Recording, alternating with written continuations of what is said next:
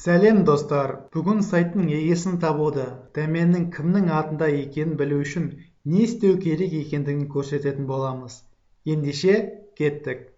Елімізде барлық домендерді Қазақ торап ақпарат орталығы Казник тіркеп отырады. Егер сайтқа кіретін болсақ, сайттың оң жағынғы виджетті соңғы уақытта тіркелген домендер тізімін көрсек болады. Мысалы, соңғы тіркелген aquaman.kz сайтының кімнің атында екенін білейік.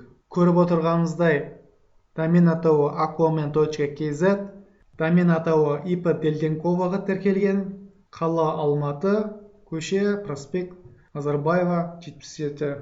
Пошталық индексі көрсетілген. Төмендегі IP адрестер Хай хостер компанияға тиесілі екенін көреміз. Мұндағы 185.98.6.222 хостер компаниясына тіркелген. Және де домен қай уақытта құрылғанын білсек болады.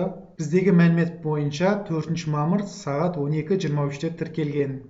Whois.kz домендік атаулар іздеу виджетіне қазақстандық кез келген домендік атауды көрсетсек, бізге сол домен туралы ақпаратты шығарып береді. Міне достар, дәл осылай кез келген қазақстандық доменді оңай кімнің атында екенін білсек болады. Дәл осылай хостер компаниялардың әдемі сервистері бар. Мысалы, PS.kz компаниясының сайтына кірейік.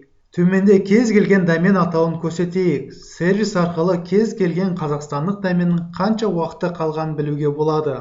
Доменді қағып ұрлап әкететін кейбір ксфотерлер жиі пайдаланады. Мысалы, күнделік KZ сайтымен қай компания айналысады екен? Домен уақытын бітуіне қанша уақыт қалғанын көрейік. Қарасақ, ТО күнделік компаниясы Алматыда тіркеліпті. PS Hosting компаниясының IP адрестері жүр. Домен 2010 жылы құрылған, 326 күннен кейін, егер доменді созбаса, домен босайды деген сөз. Сіздермен болған IT әлем каналы, бізбен бірге болыңыздар.